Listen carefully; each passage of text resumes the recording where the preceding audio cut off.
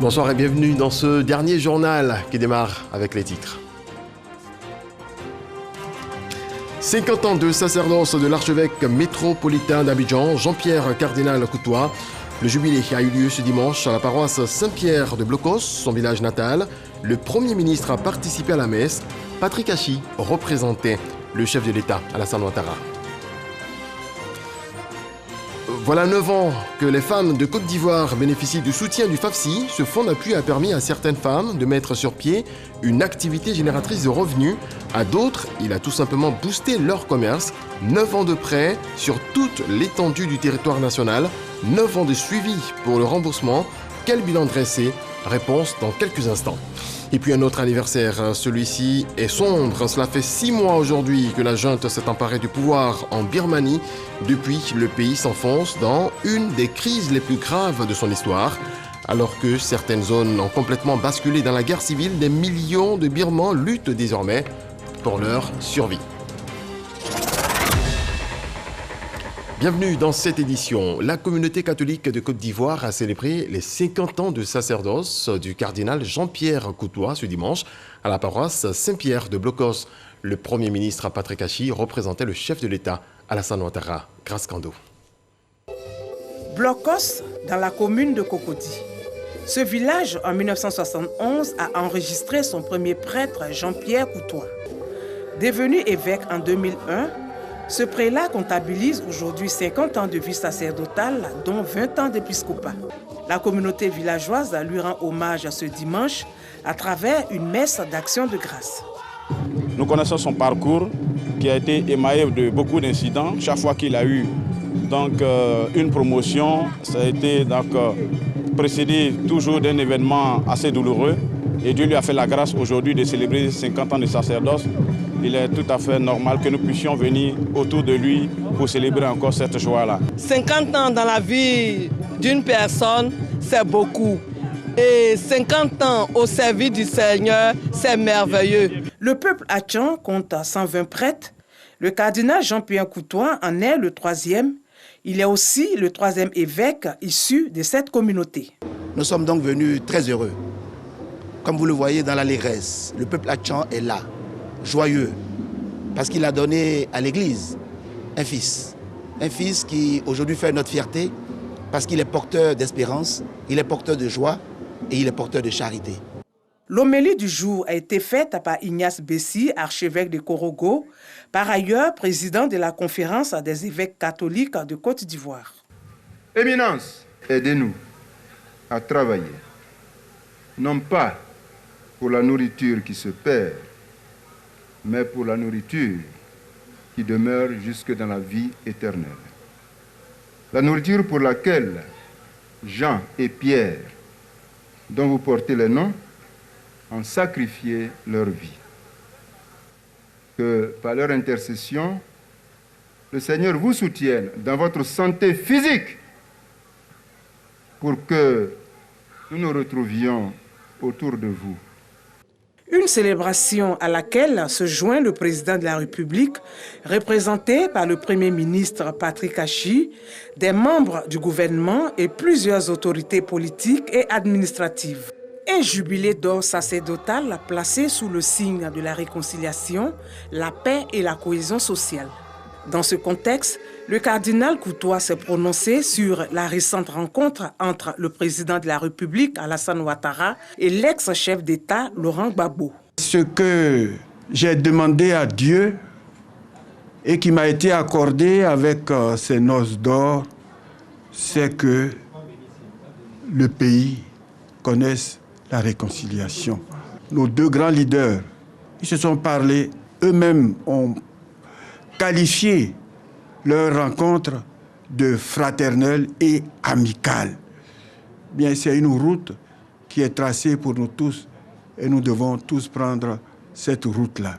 Que ce grand ouf-là descende dans les familles surtout, que ceux qui ont encore un cœur de glace, les va-t-en-guerre, que le Seigneur fasse que ce cœur de glace fonde en un fleuve de miséricorde, de pardon et de paix. Pour rappel, Le cardinal Jean-Pierre Coutois est né en 1945 à Blocos. Il a été ordonné prêtre le 11 juillet 1971 par feu Bernard Cardinal Iago. Un autre titre développé à présent, cela fait aujourd'hui 9 ans que le FAFSI existe. Cette structure, fondée par la première dame de Côte d'Ivoire, Dominique Ouattara, a ouvert les portes de l'autonomisation à plusieurs femmes. Quel bilan dressé après ces 9 ans au service des femmes? Herman Guivet a posé justement la question à Patricia Yao-Sylvie. Elle est la secrétaire exécutive de l'organisation. Quand vous avez un besoin de financement qui va jusqu'à 500 000 francs, vous avez la possibilité d'aller au FAFSI et d'obtenir le financement. Le FAFSI change la vie des femmes. Comme elles en témoignent elles-mêmes, elles disent que non seulement économiquement elles sont autonomes, elles sont indépendantes, mais du point de vue social, désormais leur avis compte, tant dans leur famille que dans leur communauté. On les attend pour prendre une décision, elles sont vraiment moralement satisfaites et ça c'est important. Le décret nous faisait obligation d'atteindre 6 000 à 8 000 femmes par an. Et quand nous avons aujourd'hui 262 000 femmes qui sont touchées par le FAFSI, 262 000 femmes qui bénéficient du FAFSI, cela donne en moyenne 28 000 femmes par an, au lieu de 6 000 femmes comme le décret nous l'invitait à le faire. Et l'impact, il est remarquable, c'est le témoignage des femmes elles-mêmes. Qu'elles soient dans le milieu urbain comme le milieu rural, elles sont contentes d'avoir pu bénéficier du FAFSI. Le FAFSI leur permet de créer une activité quand elles n'en ont pas du tout. Le FAFSI, qui est parti d'un capital d'1 milliard de francs CFA en 2012, c'est aujourd'hui 25 milliards de francs CFA. Pour nous, c'est impressionnant. Le FAFSI, qui avait obligation d'avoir 6 000 à 8 000 adhérentes par an, c'est aujourd'hui 262 000 adhérentes. Donc, nous avons quadruplé l'objectif. Ensuite, le FAFSI, c'est un taux de crédit de 10,5%. En ce qui concerne le projet de la CNPS, il s'agit donc d'assurer une protection sociale aux bénéficiaires du FAFSI. La question des marchés, c'est aussi un projet qui tient à cœur à la première dame parce que nous avons constaté que 63% des femmes qui bénéficient du FAFSI exercent dans le domaine du commerce. Cependant, il existe des localités où il n'y a pas de marché, ce qui complique un peu la situation de ces femmes. Donc la première dame a entrepris également de réaliser des marchés avec le soutien du gouvernement. Donc nous sommes en négociation avec le gouvernement afin qu'il y ait des marchés de proximité dans des endroits où vivent les femmes pour qu'elles exercent mieux leurs activités. À San Pedro, elles sont plus de 1000 à avoir bénéficié du fonds d'appui aux femmes de Côte d'Ivoire. Ce sont 600 millions de francs CFA octroyés depuis 2014 à ces femmes pour entreprendre des activités génératrices de revenus. Sam Conan a rencontré quelques-unes. Voici leur témoignage. Cécile Brou est commerçante au Grand Marché de San Pedro. L'une des premières femmes à bénéficier du fonds FAFSI dans la commune. On n'avait pas assez de moyens pour mener nos activités. Et lorsque la première dame a mis le fonds FAFSI à la disposition des commerçants que nous sommes, ça fait pratiquement 5 fois que j'en bénéficie de ces prêts. Et ces prêts m'ont permis vraiment d'agrandir mes activités. Vous-même le constatez, vous voyez que le magasin est devenu plus grand. C'était un tout petit magasin. Aujourd'hui, je l'ai agrandi grâce au fonds FAFSI. Grâce au remboursement à temps, plusieurs autres femmes ont pu bénéficier du fonds d'appui aux femmes de Côte d'Ivoire. Aujourd'hui, elles mènent des activités génératrices de revenus dans les domaines comme la restauration, la couture, la coiffure et le commerce.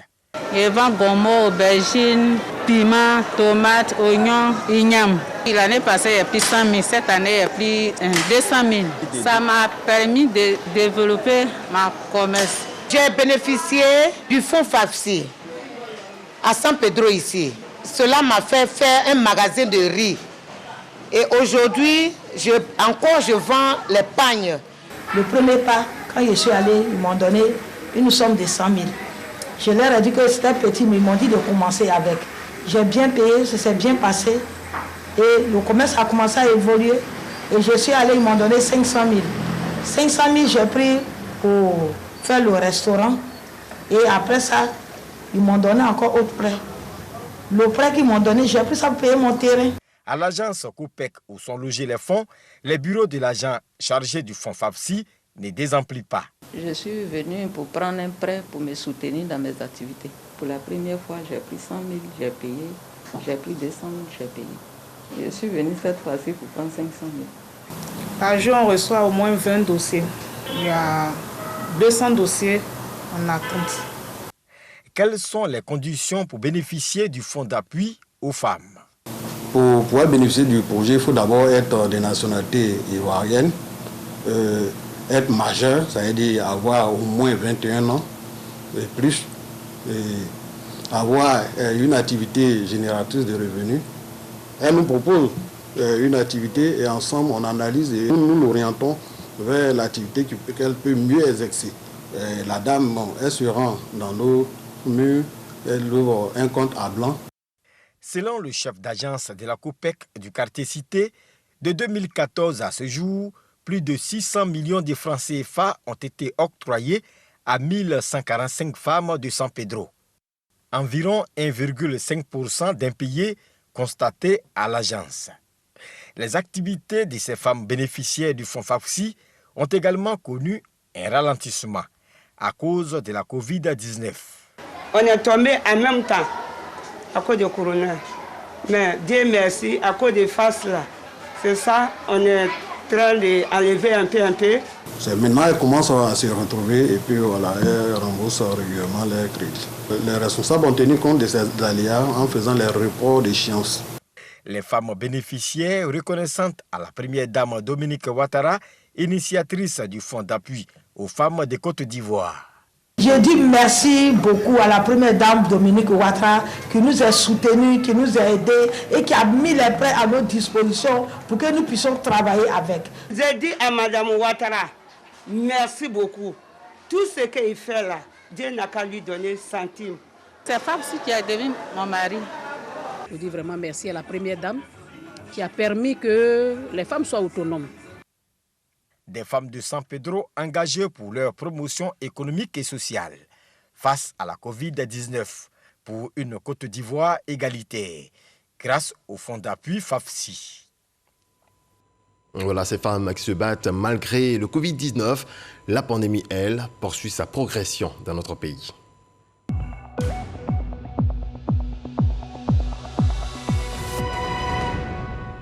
Je vous donne les chiffres du jour comme à l'accoutumée. Le ministère de la Santé, de l'Hygiène publique et de la couverture maladie universelle a enregistré ce dimanche 1er août 2021 143 nouveaux cas de Covid-19 sur 3003 échantillons prélevés, soit 4,8% de cas positifs, 128 guéris et un nouveau décès.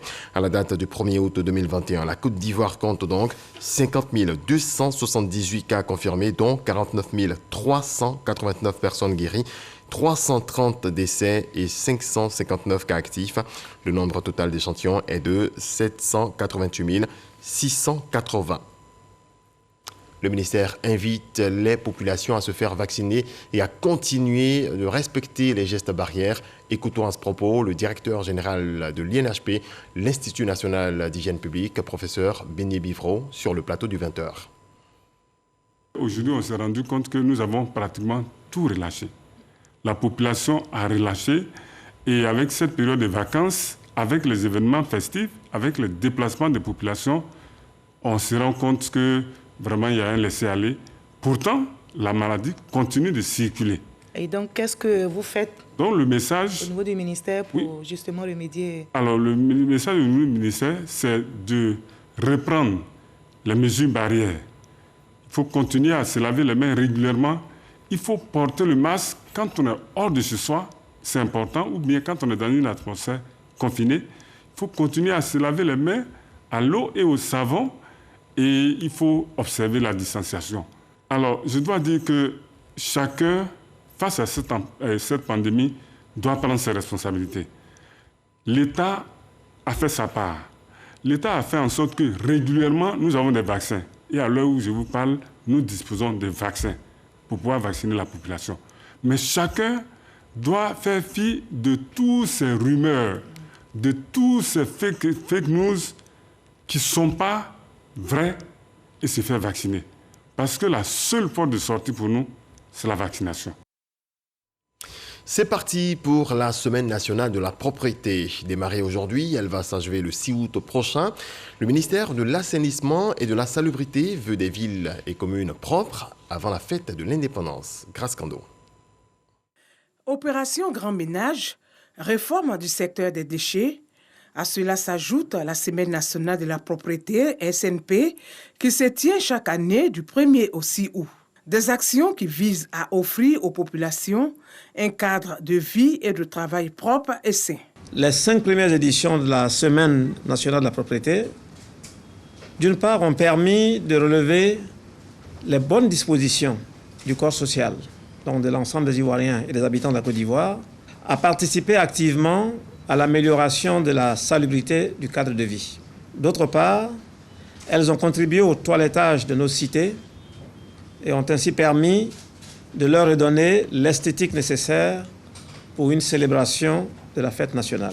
La Semaine nationale de la propreté sera marquée par plusieurs activités. Des programmes de sensibilisation et des opérations de propreté seront menés du 2 au 6 août sur toute l'étendue du territoire national. Il y aura une caravane de sensibilisation qui va sillonner les communes d'Atekoubé, de Koumassi et de Port-Boué et qui marquera des arrêts pour initier des jeux interactifs sur la salubrité. Il sera également organisé des actions citoyennes de propreté dans les marchés, dans les gares routières et dans les espaces publics. La célébration officielle de la Semaine nationale de la propreté aura lieu le jeudi 5 août prochain dans la commune d'Atekoubé. Randonnons à Atiéguakro, à 18 km de Yamoussoukro. Des veuves et orphelins reçoivent des kits. Une action de l'association des cadres du Centre pour le développement. Cette remise de dons a été l'occasion pour le lancement des activités de la génération Amédée Kouakou, un mouvement qui prône la paix et la cohésion sociale. Léon Brou. Des ustensiles de cuisine et des kits scolaires symboliquement remis respectivement à 5 femmes et 5 enfants. Ainsi reçoivent à ce don 1500 veuves et 50 orphelins des 29 villages d'Atiéguakro. De quoi aider ces personnes vulnérables du département à exercer des activités génératrices de revenus ou à aller à l'école. C'est une réjouissance que je ne sais pas comment qualifier. Parce que je n'ai pas imaginé un jour que cela allait arriver à Atiéguakro ici. C'est un grand merci, j'ai dit, même au gouvernement, le président lui-même. Après avoir sillonné tous les 29 villages du département d'Atiéguakro, j'ai vu assez de misère. Je ne peux pas atteindre toute la population. Donc j'ai pris une cible à qui je peux faire un peu de bien. Elle-même membre de l'organe, la donatrice est soutenue par l'association des cadres du Centre pour le développement, en abrégé ACCD. Selon les ministres du Commerce et de l'Entretien routier, son acte favorise l'épanouissement des populations, finalité des actions de la CCD et traduit la solidarité prônée par le président Alassane Ouattara. Le président Alassane Ouattara, qui est le digne successeur du président Froboigny, nous a demandé, nous en tant que cadre, d'être au plus proche des populations pour pouvoir donc subvenir à leurs besoins, être à leur écoute pour savoir leurs attentes, de sorte qu'on puisse donc traduire cela en actes. C'est pour ça que nous avons accepté de parrainer cette cérémonie. Cette première journée de la solidarité à la veuve et à l'orphelin, aussi pour Génération Amédée Kouakou, un mouvement fort de 200 jeunes d'Atiéguakro de proclamer officiellement sa solidarité au président de la CCD.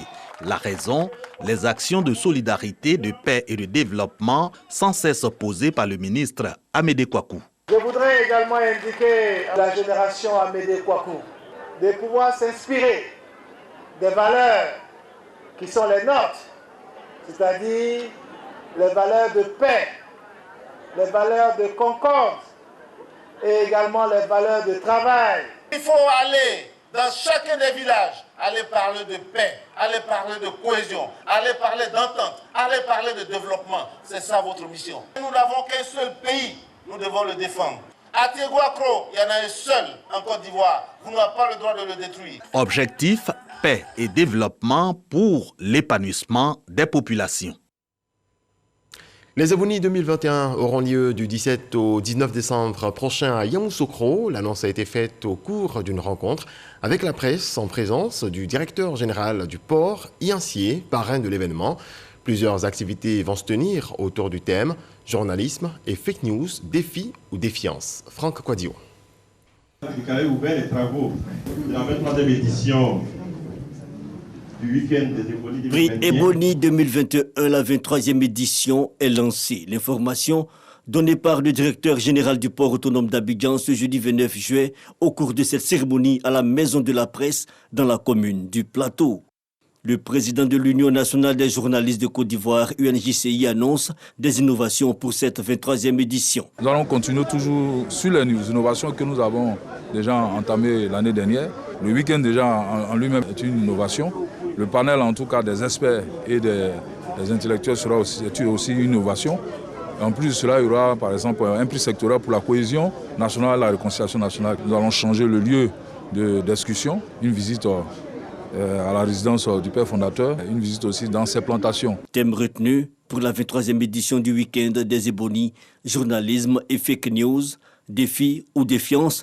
Parrain de la cérémonie, le directeur du port autonome d'Abidjan, qui invite les entreprises de presse à travailler davantage pour relever les défis du numérique. Nous sommes là parce que le thème nous interpelle tous. Quand vous comprenez un peu le rôle de la presse dans nos sociétés, et à s'imaginer que cette presse-là puisse être gangrénée, c'est inquiétant.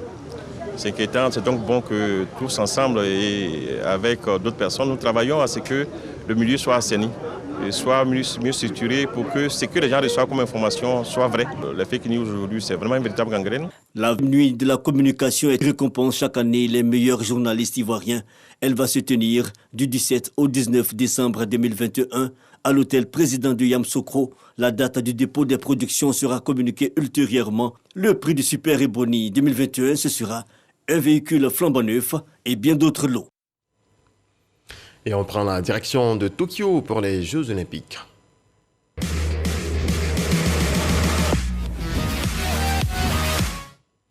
C'est décidément une année pas très réluisante pour la Côte d'Ivoire à ces JO. Le sprinteur ivoirien Arthur Cissé a été éliminé hier à l'issue des demi-finales du 100 mètres masculin. Cissé a fini sa course à la demi-finale 3 au 7e rang avec un temps de 10-18. Regardons. 24 heures après sa brillante qualification en demi-finale, Cissé Gueye Arthur ne sera pas du rendez-vous de la finale du 100 mètres. Seul représentant ivoirien en lice dans cette épreuve reine, le sprinteur ivoirien n'a pas réussi l'exploit d'obtenir son billet pour l'ultime étape. Aligné dans le couloir numéro 9, il termine la course en 7e position sur 8 avec un chrono de 10-18. C'en est malheureusement fini pour Cissé Gueye Arthur dans ces Jeux Olympiques. Dans cette même demi-finale, la grosse sensation est du côté du Chinois Bing Tiansu qui signe le meilleur temps en 9,83, record de l'Asie. Il est suivi de l'Américain Ronnie Baker, 9,83, et de l'Italien Lamont Jacobs, 9,84, qui bat également le record d'Europe. Dernière chance de médaille pour la Côte d'Ivoire, le 200 mètres avec Marie-Josée Talou, le lundi. Le tour de l'actualité internationale en 7 jours, c'est le 7 sur 7 avec Éric Goré.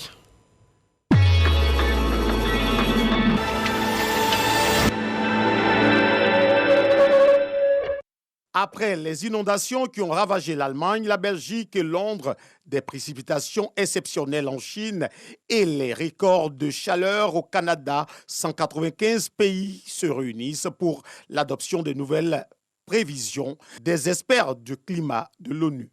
Un nouveau rapport de référence du groupe d'experts intergouvernemental sur l'évolution du climat qui devrait conforter les appels à agir plus rapidement contre les changements climatiques. Le jeune homme de 22 ans qui avait ouvert le feu sur plusieurs salons de massage en Géorgie en mars dernier a été condamné à une peine de prison à perpétuité pour la première étape. La deuxième phase de son procès s'ouvrira dans les semaines prochaines et pourrait déboucher sur une condamnation à la peine capitale. Théodorin Obiang, 52 ans, vice-président de la Guinée équatoriale, définitivement condamné pour s'être constitué frauduleusement un patrimoine luxueux dans un volet de l'affaire des biens mal acquis. Cette condamnation intervient après 14 ans de procédure, selon Sarah Bembeuf, responsable du plaidoyer. 20 athlètes, dont 14 Africains, ont été écartés des épreuves d'athlétisme des Jeux olympiques de Tokyo 2021. Ils n'auraient pas totalement respecté les règles en la matière de contrôle antidopage selon l'unité d'intégrité de l'athlétisme. L'Éthiopie, le Kenya, le Maroc et le Nigeria faisaient déjà partie d'une liste des pays sous surveillance en matière de lutte contre le dopage. Le guitariste et chanteur du groupe Kassav est décédé à l'âge de 65 ans. Il était l'un des fondateurs de ce groupe musical pionnier du zouk et monument aux Antilles avec un énorme succès dans les années 80. L'artiste avait une santé fragile depuis une greffe rénale. Pour le 3e week-end consécutif, des dizaines de milliers d'opposants à l'extension du pass sanitaire se sont à nouveau rassemblés dans les nombreuses villes de France au nom de la liberté déjà appliquée dans les lieux culturels et des loisirs depuis le 21 juillet. L'extension du pass sanitaire est prévue pour le 9 août pour les cafés, foires, salons, restaurants et trains. 6 mois après le coup d'État contre Aung San Suu Kyi en Birmanie, le 1er février dernier, le chef de la junte a promis dans son discours de ce 1er août la tenue d'élections d'ici août 2023. Nous travaillons à établir un système multiparti démocratique, a assuré l'ex-chef de l'armée.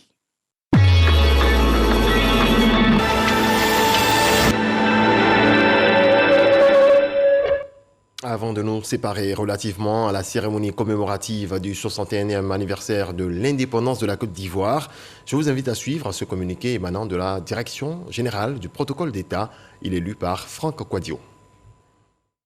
Son Excellence, M. Alassane Ouattara, président de la République, convie les personnalités civiles et militaires, les organisations professionnelles et associatives ci-après désignées à la cérémonie commémorative du 61e anniversaire de l'indépendance de la République de Côte d'Ivoire qui se déroulera le samedi 7 août 2021 à partir de 10h sur l'esplanade du Palais de la Présidence de la République.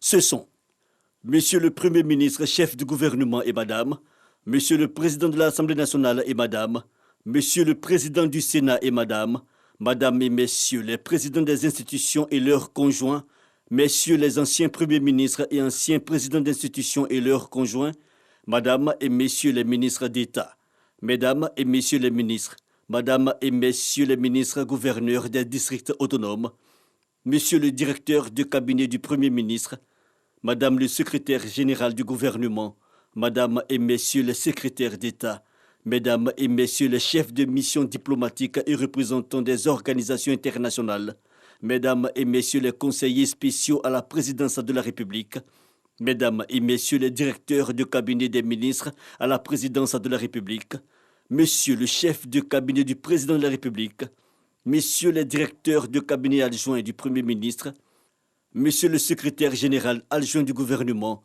Monsieur le secrétaire général du ministère d'État, ministère des Affaires étrangères, de l'intégration africaine et de la diaspora, Mesdames et Messieurs les directeurs, conseillers et conseillers techniques à la présidence de la République, les représentants des bureaux des institutions de la République, à raison de 3 représentants par institution, Monsieur le préfet d'Abidjan, Monsieur le président de l'Académie des sciences, des arts et des cultures d'Afrique et des diasporas ASCAD, Monsieur le général du corps d'armée, chef d'état-major général des forces armées, Monsieur le général du corps d'armée, commandant supérieur de la gendarmerie nationale, Monsieur l'administrateur général, directeur général de la police nationale, Monsieur le chef d'état-major particulier du président de la République, Monsieur le directeur général des douanes, Monsieur le directeur général et des affaires maritimes et portuaires, Madame la directrice générale des forêts et de la faune et leurs collaborateurs, 5 membres du bureau de l'Association des anciens combattants, Madame la présidente du Conseil national des droits de l'homme, Messieurs les présidents des autorités de régulation, Messieurs les maires du district d'Abidjan, Madame et Messieurs les présidents des universités publiques, Messieurs les présidents des chambres consulaires, Mesdames et Messieurs les présidents des conseils d'administration et directeurs généraux des entreprises publiques et parapubliques, Monsieur le bâtonnier de l'ordre des avocats, Mesdames et Messieurs les présidents des ordres et organisations professionnelles, Mesdames et Messieurs les présidents, secrétaires exécutifs ou secrétaires généraux des partis politiques, Monsieur le Président de la Confédération générale des entreprises de Côte d'Ivoire, Monsieur le Président porte-parole de la plateforme unique des petites et moyennes entreprises, Mesdames et Messieurs les présidents et secrétaires généraux des centrales syndicales, UGTCI, Dignité, FESACI, UNATRCI, Humanisme, 10 membres du directoire de la Chambre nationale des rois et chefs traditionnels, Monsieur le Président et 10 membres du Forum des confessions religieuses, Monsieur le Président et 10 membres du Conseil supérieur des imams, Mesdames et Messieurs les représentants des organisations de la société civile, un représentant de la Fédération nationale des sociétés coopératives de vivriers de Côte d'Ivoire, un représentant de la Fédération nationale des commerçants de Côte d'Ivoire, Mesdames et Messieurs les représentants des mouvements et organisations de jeunesse. Les cartons d'invitation sont à retirer au ministère d'État, ministère des Affaires étrangères, de l'intégration africaine et de la diaspora, auprès de la Direction générale du protocole d'État, du lundi 2 au jeudi 5 août 2021, de 9h à 17h. La mise en place sur l'esplanade du palais présidentiel débutera à 7h30 et prendra fin à 9h15, horaire de rigueur. Les différentes personnalités conviées à cette cérémonie commémorative sont invitées au respect strict des mesures barrières édictées dans le cadre de la lutte contre la pandémie de la Covid-19. Voilà, ainsi s'achève cette édition. Excellente nuit à tous sous la protection du Très-Haut.